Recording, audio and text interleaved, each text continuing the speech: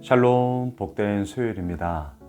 오늘은 사도행전 17장 16절로 34절의 말씀, 가장 새로운 것, 이 제목으로 하나님 말씀 증거하겠습니다.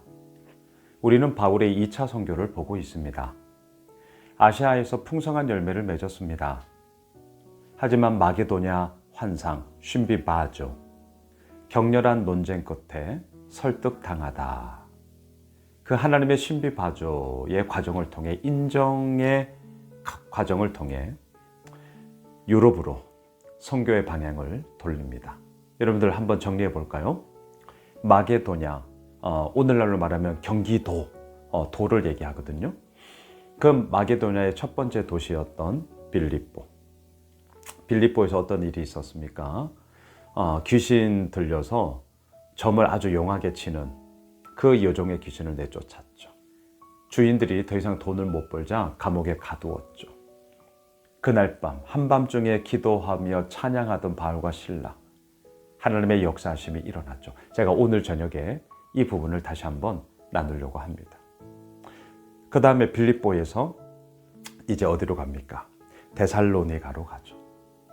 많은 사람들과 귀 부인들이 예수를 믿었습니다. 하지만 데살로니가에 있던 유대인들의 시기 질투, 돈으로 불량배들을 사서 성에 소동을 일으키죠. 한밤중에 데살로니가 형제들이 바울과 실라를 베레아로 보냅니다. 어제 우리 큐티했던 본문 기억나시죠?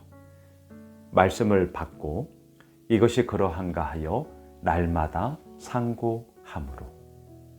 큐티예요. 오늘도 우리가 이 아침 말씀을 나누잖아요.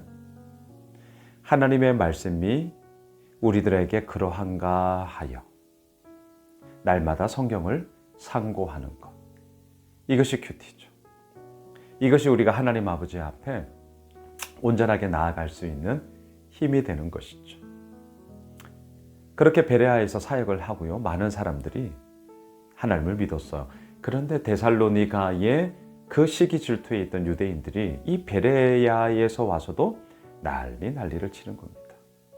그래서 이제 어떻게 합니까? 오늘 본문의 상황인데요. 그리스 아테네로 갑니다.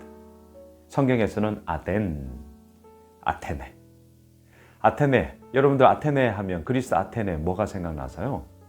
문화와 문명의 발단으로서, 시작점으로서 오늘 본문에도 나오지만 에피쿠로스 학파, 스토아 학파, 소크라테스, 플라톤, 우리가 철학 시간에 대학교 교양 과목 배울 때 기본적으로 이렇게 배웠던 그 배경, 그 중심지 아테네.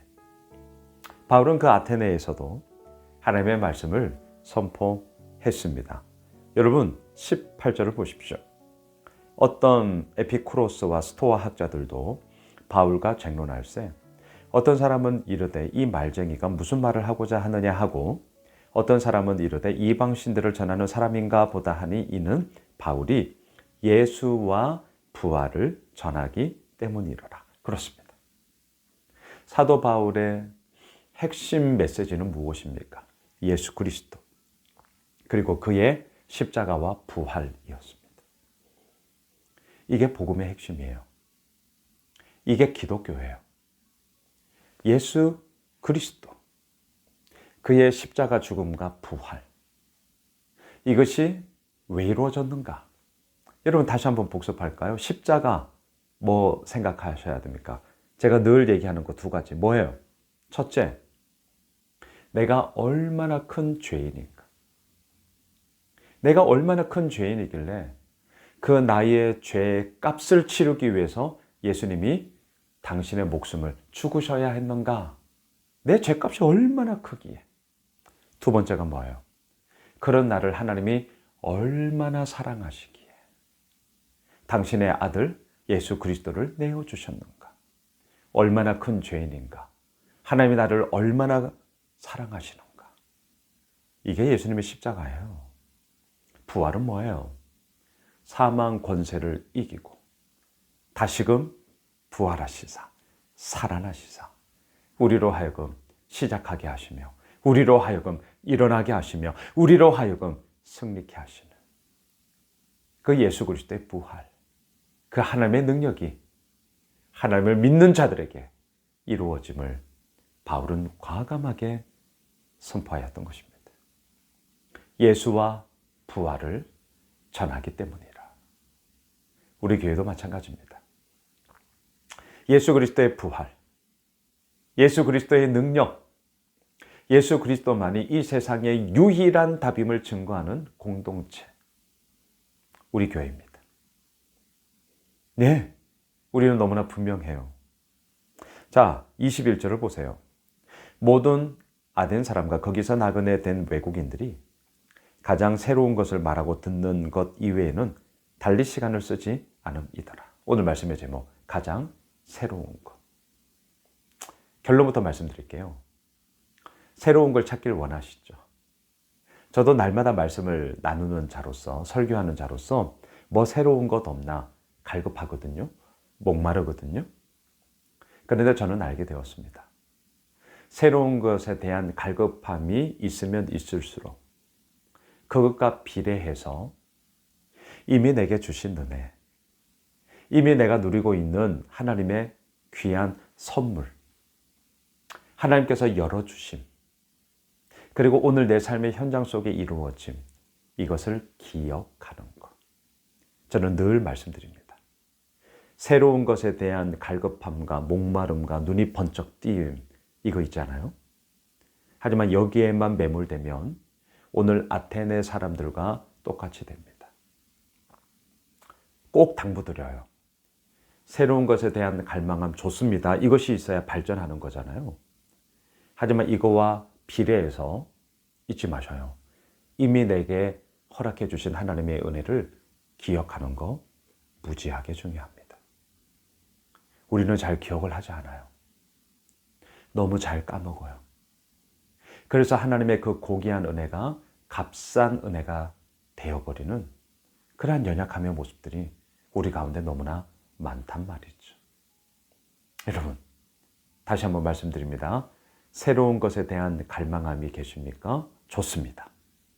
하지만 그와 버금가게 이미 내게 주신 은혜도 기억합시다. 오늘 본문 에서 바울은 가감하게 하나님을, 예수 그리스도를, 그의 부활을 선포했습니다. 자, 결론으로 가시죠.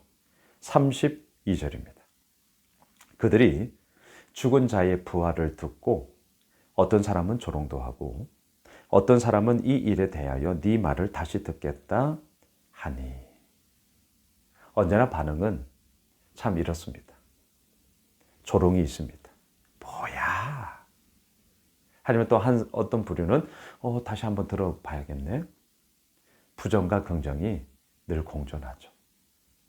그리고 또 하나, 빌립보, 데살로니가, 베레아, 여러분 그동안의 사역의 열매들이 꽤 많았습니다.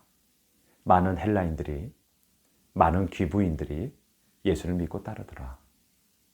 그런데 오늘 이 아테네 선교는요, 숫자적으로 정말 우리가 너무나 관심 많은, 저도 너무나 관심 많은, 숫자적으로 그래서 몇 명이 이 교회 나와?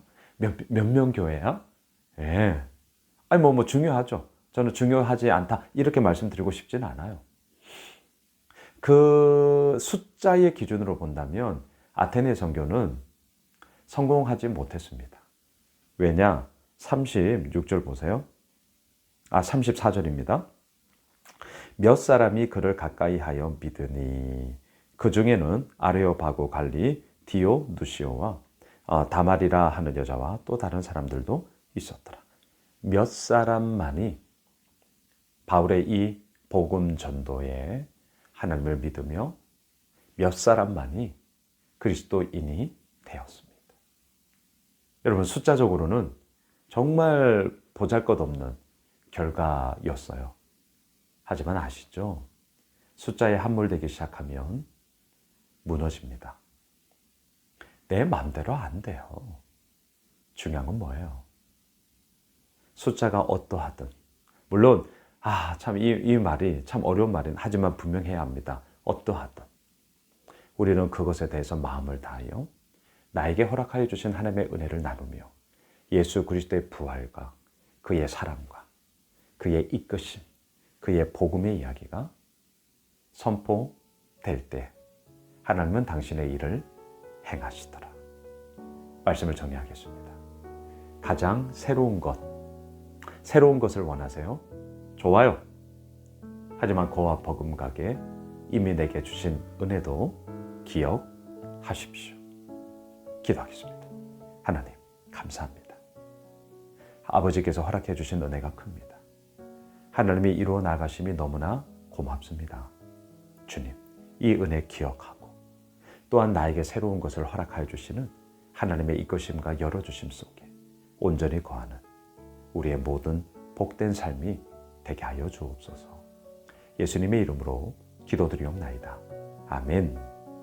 오늘 말씀 붙잡고 수요 저녁 예배 있어요. 함께 모여 우리 뜨겁게 기도합시다. 기도할 때입니다. 함께 해주시면 감사하겠습니다. 기도하겠습니다.